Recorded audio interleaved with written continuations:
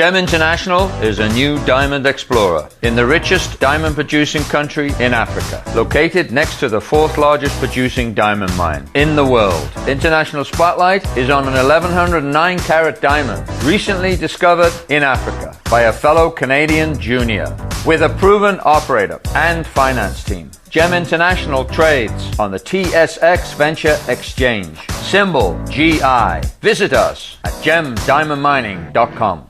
I'm Larry Ray, President and CEO of American Manganese Inc., listed on the TSX Venture, ticker symbol AMY, A-M-Y, with proprietary patents in the U.S., China, and South Africa. Our focus is on recycling lithium-ion batteries for electric vehicles. China recently legislated the responsibility for recycling onto their electric vehicle manufacturers and importers. For more information, please visit AmericanManganeseInc.com or phone me, Larry Ray, at 778-574-4444.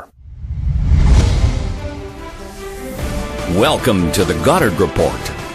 Comments made on the Goddard Report and TalkDigitalNetwork.com are an expression of opinion only. Here is Jim Goddard. My guest is Sharon Noble, Director of the BC Coalition to Stop Smart Meters. Welcome back to the show, Sharon. Thank you, Jim. You'd like to let us know about where they're putting in new smart meters now. Apparently, your water meter is going to be smart. Not just going to be. Unfortunately, there are many water districts throughout the province where they've already put them in. And they're using, the majority of places that I know of are using Neptune water meters.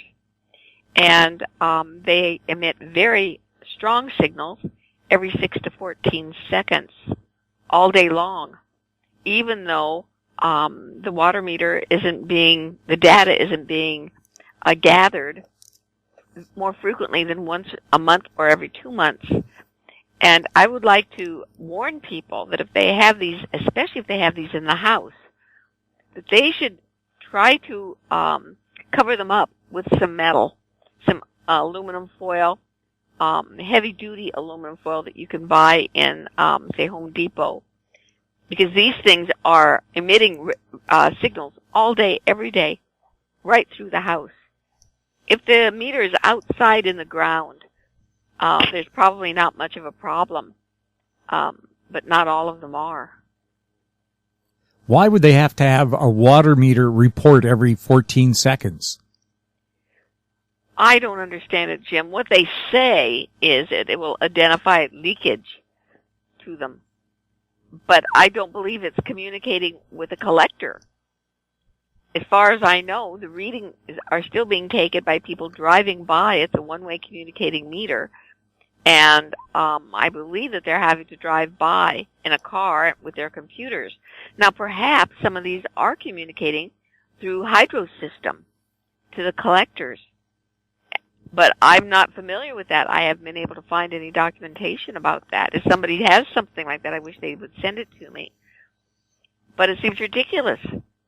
It's the leakage. They say that this will help people find that they're using a lot of water and they can identify where there's a problem more quickly. Of course, that's always their excuse, that it's going to save you money and be more efficient, but it's not working out that way. Could they turn your water off? I don't believe they have remote disconnect switches. But again, I don't know. I must admit I'm not terribly familiar with the Neptune water meter at this point. I'm going to see if I can get somebody to help me and, become familiar with the details, the technical details, so that we can provide some of that information to people. At this point, I don't know. I haven't had a chance really to do a whole lot of research on them. In Australia, the dangers of Wi-Fi in schools resulted in a reporter being fired when they told people about it. What happened? Yes, that's right. In February of this year, the ABC channel down there under the program, it was called Catalyst, aired a program called Wi-Fried about Wi-Fi in schools and about the dangers especially to children. And this reporter had done a lot of research, and she spoke with people, very reputable people, like Deborah Davis. She spoke with several scientists all around the world about this. And about a day later or 2 days later after this was aired, the industry blew up, said that it was biased, that the reporter was not credible, that there were terrible inaccuracies. There weren't, none that we could find. We went through the program, we looked at it very carefully, and what she was reporting was what we would consider good science. None of the scare tactics that they're being accused of. Industry was saying that this program was trying to scare people. What she was trying to do was to warn people. There's a difference. Wi-Fi is being put in schools throughout the world, and parents are not being told that their children are being exposed to this Wi-Fi all day long.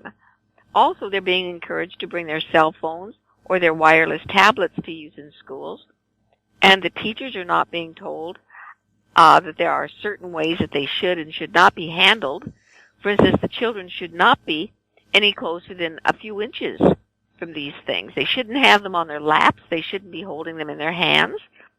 The safest way is to download whatever information they need and then turn the Wi-Fi component off and use it in airplane mode.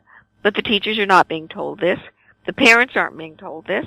And so the students and the teachers are being exposed to very high levels from both the Wi-Fi and from the wireless devices. And that's what was being told. And the channel, the ABC, blasted Catalyst, was very, very strong about it.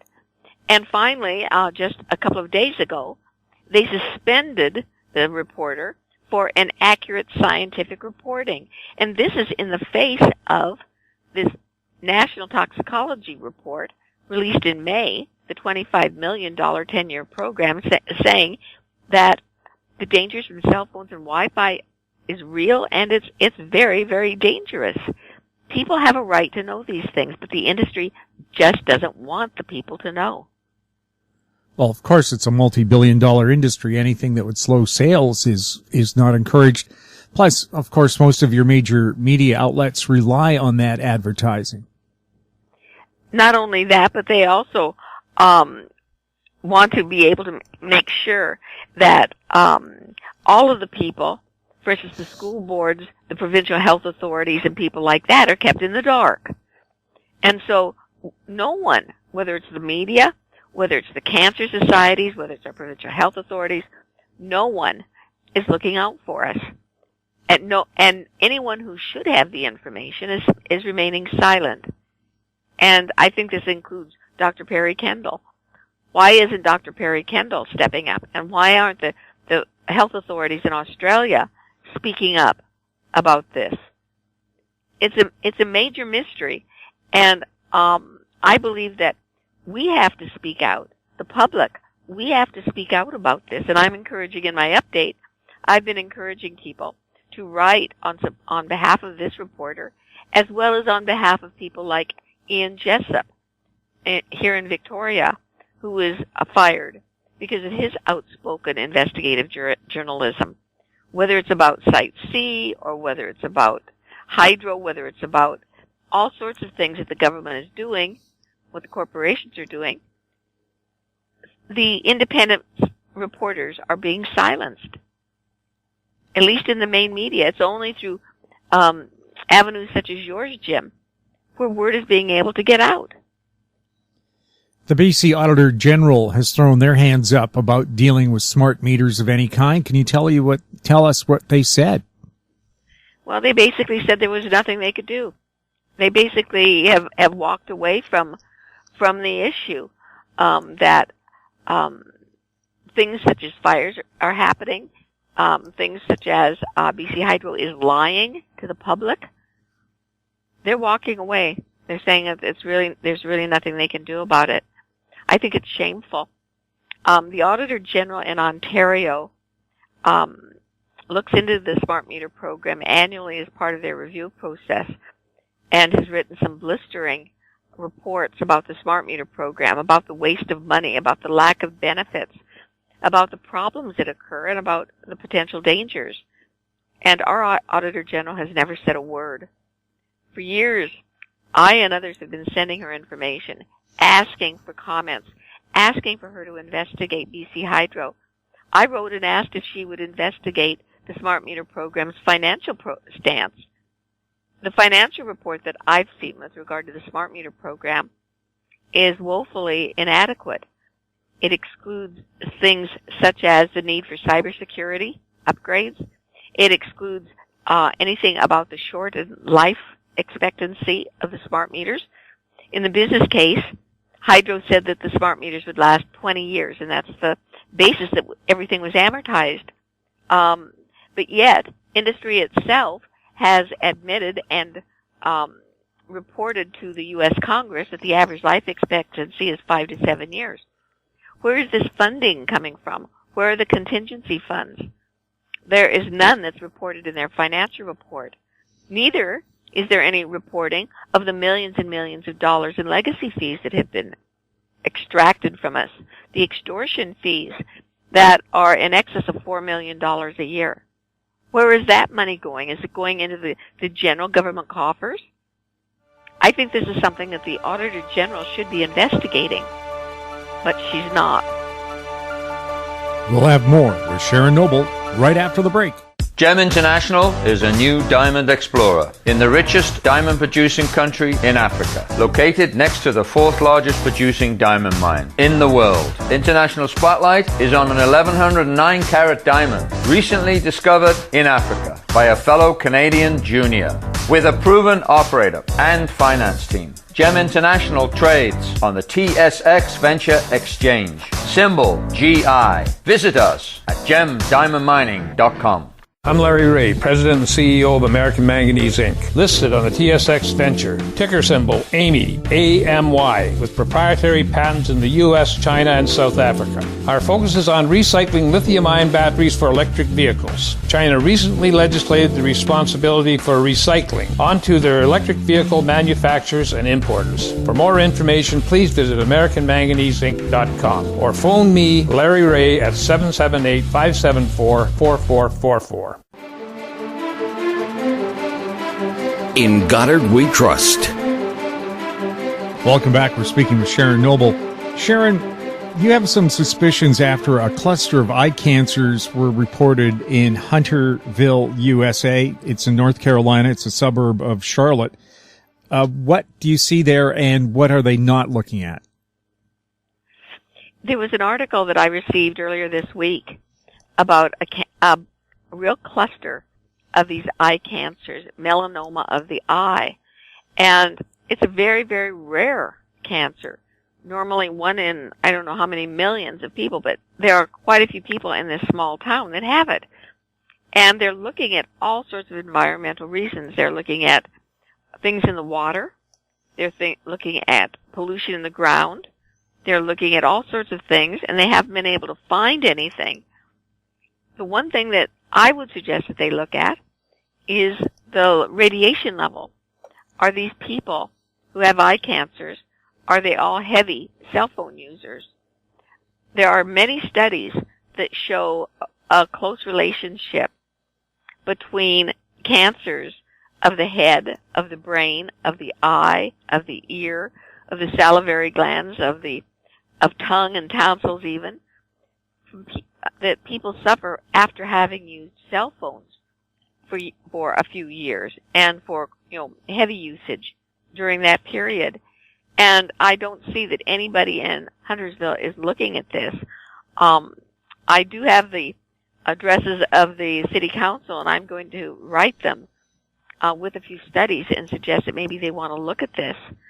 The cancers like this are happening everywhere. Somebody wrote me that here in British Columbia, they know somebody who had melanoma of the eye. And I've been getting more and more reports of people, young people, with brain cancers. But we can't find any statistics. Nobody seems to be keeping any statistics. And when you ask the Cancer Society, they cannot produce anything, or they won't produce anything. And in fact, their statements on their website say that the number of cancers is decreasing dramatically over the last decade or so. But they don't break it down. Granted, there are certain cancers from smoking. because people are no longer smoking the same way they used to. I'm sure that the number of lung cancers has decreased dramatically. I'm also sure that things like colon cancer, as more people become educated on the need for regular testing for colonoscopies, I'm sure that is diminishing in numbers. But where are the statistics about brain cancers? Where are the statistics about cancer of the eye, of the salivary glands, of other areas of your head? Areas where people who, when they use their cell phones, receive the highest exposure levels. We haven't seen those. And I think it's very important because in other countries where they do keep statistics, the numbers are increasing dramatically. In fact, one doctor, and I believe he was a neurologist in Australia, I believe either Australia or New Zealand, said that brain cancer is the leading death among people under age 30 now. That's really quite astounding. That's never happened before. Not to my knowledge, no. But yet, the science is there. The scientists and researchers have been warning that we're going to be facing a barrage. We're going to be facing, as some put it, a tsunami. We're going to be seeing a pandemic as we've never seen before. And we are, it's inevitable. It's going to happen because we're all exposed to this radiation all day now. Some more than others versus those who use cell phones, those who use Wi-Fi, those who have cordless phones in their home are exposed more than others, but none of us can escape it. The environment's polluted with it. And if we don't start doing something, we're going to be facing horrible numbers, and especially in the children who are exposed to this before they're even born. And then they're exposed with cordless baby monitors, with things that they put on their potty chairs that they can play with while they're being potty trained, with cell phones. Moms are handing them their cell phones or their tablets so that they can entertain themselves. And they don't know what these parents don't know what they're doing because the industry refuses to put labels out and the media will not put anything out about it. So the public isn't being educated, and anyone who tries to educate them, like Ian Jessup or like that investigative reporter in Australia, are penalized and shut up. So it's by word of mouth, Jim. We've got to educate by word of mouth. Has the government responded to your letters concerning the National Toxicology Report linking cell phone use to heart and brain tumors? No. The only response I got was from the Cancer Society, who, despite the U.S. Cancer Society, the American Cancer Society, saying that this was excellent science and a game changer, the Canadian Cancer Society said that they didn't think it was significant and they didn't believe that there was any credible evidence to be concerned about. Why would they disagree with a $25 million study? I don't know, Jim. Why does Perry Kendall disagree? Why does Perry Kendall disagree with all the experts? He's just a public health doctor. He doesn't have any expertise in biological effects of radiation. He doesn't have any training in this. He's a public health doctor trained to identify things like pollution in the air, pollution in the water, things to protect people. His job is to protect people before they become sick. He should be on the front line of telling people that this radiation is dangerous and what they can do to protect themselves. But he's not. Instead, when we send him a study or thousands of studies or hundreds of studies, what he says is he doesn't believe them, and his opinion is that everything is just fine based upon what Health Canada says. And Health Canada, as we know, is ignoring all of this stuff too. So Perry Kendall is hiding behind Health Canada.